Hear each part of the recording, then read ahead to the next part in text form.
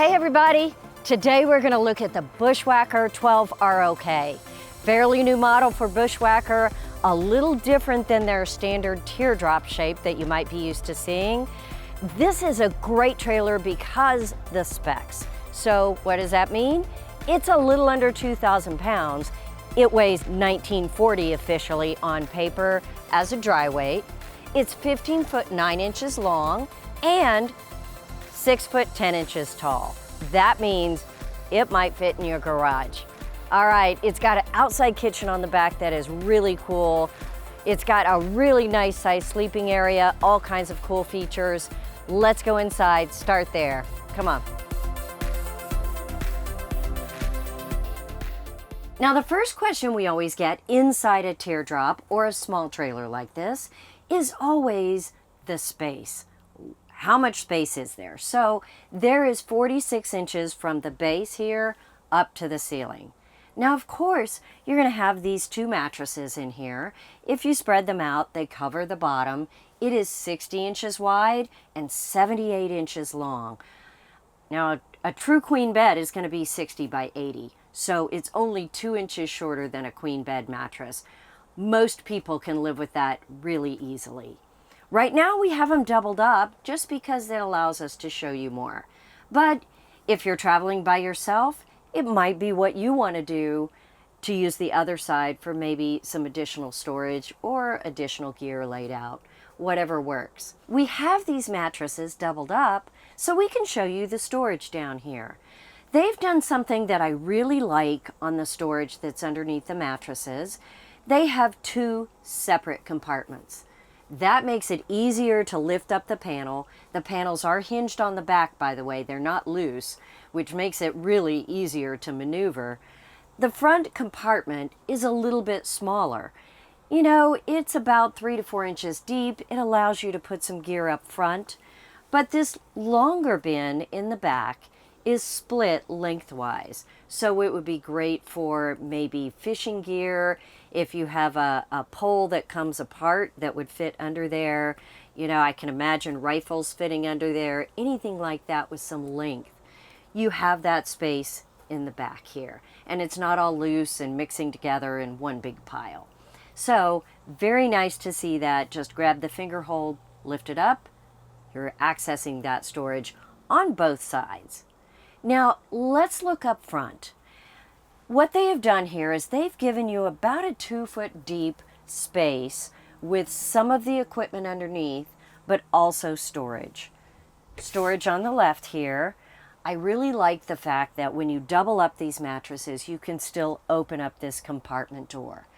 What you can't do is put a really thick comforter on here and still access that. So keep that in mind. Up top, you've got all this counter space. That's where you're going to keep some gear, certainly storage, clothing, whatever it is you want to put up there. On the back panel has the two speakers on the end with, of course, the Bluetooth stereo in the middle. Now the rear kitchen has two speakers as well, all controlled right up front. Two USB ports on the right and the standard 110 plug on the left in case you're plugged into shore power. Right here on the left-hand side, you are going to see the controls for the 12,000 BTU furnace. That is just convenient, easy to use, and going to take you into cold climates without a problem. Down below, of course, venting for the air conditioner here. It does have a contour air conditioner. It is made to be a portable AC, not what you might usually see in an RV, but it's very well secured so you can travel on rough terrain and extremely efficient. Very easy to work with if you need servicing as well. Now on the opposite wall, up on the top is the converter. I love easy access to converters because having to check breakers and fuses is just part of camping. So everything is very accessible right up here at the top. You do have a switch right here, and that is going to control your water pump. The water pump actually is connected to the sink outside. Probably needs some adjustment there. Right now, that is where it's located. Storage over here on the left. This is one big storage compartment up here. And, you know, for 1 or 2 people traveling in a teardrop, you know, that's quite a bit. It's about 1 foot deep, so you can fold clothes, get a lot of things in that space. Now, right below, you see a sticker that says TV backer. It is prepped if you wanted to mount a television right here. Now, there are certain brackets that will allow a removable television because it probably would block some of your gear and a little bit of your fireplace. You know, in a space this small, you have to make choices. So a removable TV bracket right here might be the way to go. You have 110 on the left for the television, and then of course a connection there for cable or satellite or whatever it is you're working with. Just below that is the controls for the water heater. One thing I love about this Suburban on-demand system is not only is it small, which is awesome for a trailer like this, but it is so easy to use. There's nothing complicated about it.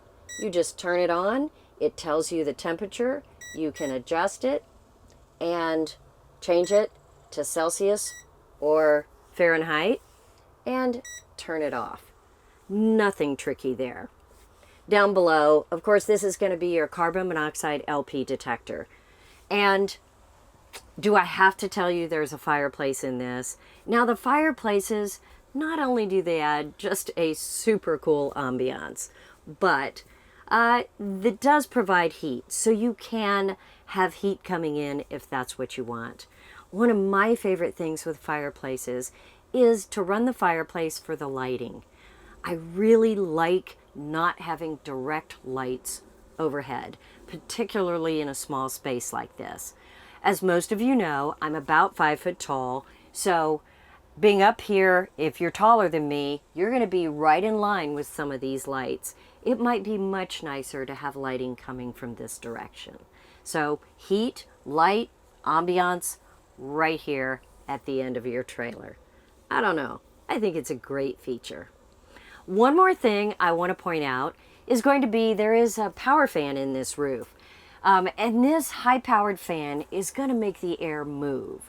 You not only have windows here on both sides that you can open to get that breeze going with that vent fan, but you also have windows in both doors. So quite a lot of air can move through here if you're not in a spot where you could use the air conditioner. Because if you're not plugged in at a campground, that AC won't work. You're going to want that airflow. All right. I want to point out also that you've got bolt-throughs on your roof rack. While we're inside, that's an important feature. This is a very solid roof rack. They don't just mount it to the top. It is bolted completely through the ceiling. That's solid. All right, now we're going to step outside and take a look at that outside kitchen and some of the outside features. Right here by the door, we're going to start with the porch light right on top. Now there is a switch right inside the door up top here to turn that light on and off. You know, if you're camping off the grid, that's super important to be able to just open the door, reach in, turn that light on and off. So you have a steel step right here, nice powder coated diamond plate on the back as well. And that's going to help you access that roof rack along with this powder coated fender. Off-road tires, aluminum wheels, all of the upgrades that you'd expect on a trailer like this. Now the outdoor off-grid package is an option on these trailers, but I would be surprised if they build an ROK without it. So be sure to look for that. If you're looking at the 12ROK, it probably is going to have this off-grid package on it. And what that includes is going to be the 3,000-pound axle that gives you a little more clearance underneath. It's going to have the roof rack, the off-road tires, all of those things that you're going to be looking for to get off the grid. All right, I wanted to also point out these windows. It is a frameless window. It is an acrylic one. It is not like the clamp ring windows that you're used to seeing. It's lightweight, very efficient, and without that clamp ring, you have a less chance of a leak. If you're having a trailer that's going to flex going on uneven ground, that's going to be a nice feature to have. You do have speakers right out here. And let's come around to this kitchen in the back, because this is really one of the things that makes this trailer so unique. Storage up at the top. Now these storage cabinets are about 18 inches deep and maybe 6, 7, 8 inches tall.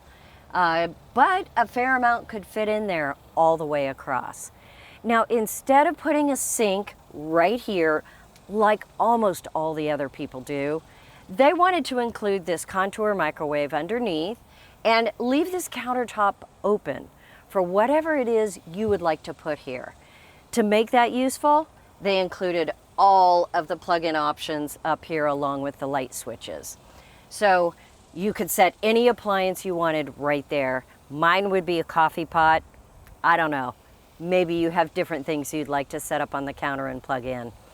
But the sink isn't gone. It is right here on the back of this pullout. The pullout kitchen is a 17-inch griddle, and it is a Blackstone, really nice brand, great to cook on, and I really like that it faces out. So you're not like standing in the cubby. You are out here cooking. And behind that is the sink. Now the sink's not going to be a major feature that you're cooking or preparing with, but it is there for you to use to wash dishes, get some water, whatever it is you need right back here.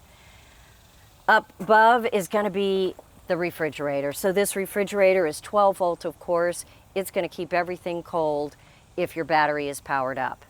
There is a solar port on this. We haven't seen it yet, but that is going to be the best way to keep that battery charged. All right, so slide-in kitchen, microwave, countertop, all the things in a really nice configuration here. And did you notice my 5-foot height? There's plenty of clearance here. You could be 6'4" and still fit under this flip up. Check that out. If you're tall, that's an important feature. One more thing back here, you'll notice one inside. I didn't point it out, but there is one inside as well. It's great to have access to plumbing, to wiring, whatever you need. Most people either screw in a panel that you have to unscrew to take off, or put it inside a cabinet door. They have done a panel that's really easily removable, and I like that feature. You just lift this up, and this panel comes out, and you have access to the plumbing. You can check for water leaks.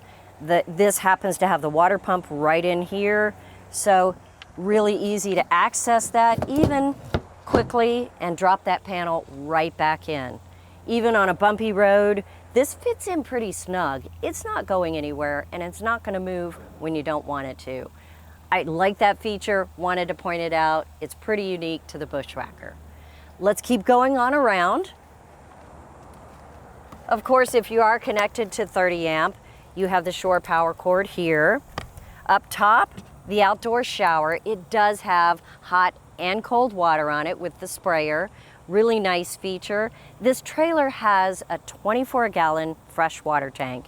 Now, of course, there isn't any gray or black, but 24 gallons on a teardrop style, that's nice. Suburban water heater opening here, and that is where you would fill that fresh water tank.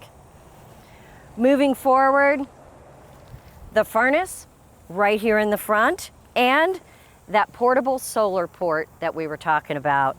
Solar panels, you can get 100 watt all the way up to 300 watt, maybe more. They fold out, you can face the sun, plug them in, and it's automatically gonna charge the battery. All right, moving around to the front, a really nice tray up here. Now, what you'll see here is the Xbeyond 360. That is a power pack that we have plugged in here so we could have lights and show you a little bit more. That doesn't come with the trailer. Easy to purchase a power pack of some kind if you wanted to add 12 volt power or just have an emergency backup in case you run low. Single propane right up front, but remember, it's not running that much. The furnace and the on-demand water heater, that's it, pretty much. It's also going to run your Blackstone, but it uses so little propane. Unless you're just cooking for a whole crowd of people, this is going to last you a long time. Electric jack right here on the front. Diamond plate, of course, for any rocks that might pop up. You do have the one-piece fiberglass roof. You get a good shot of the roof rack here. And we're back around to the front. A little bit of venting here for the AC is all that's on this side, and a clip to hold that door open. I hope you got a good shot of the graphics on the outside of this. It's a little bit different. I think it is a real stylish camper, very affordable, and has so many great features on it. Check this out if you were looking for a teardrop trailer, especially something that can maybe go on that rough terrain and a little bit away from the campgrounds. I'm PJ with Princess Craft RV, and thanks for watching. I'll see you next time.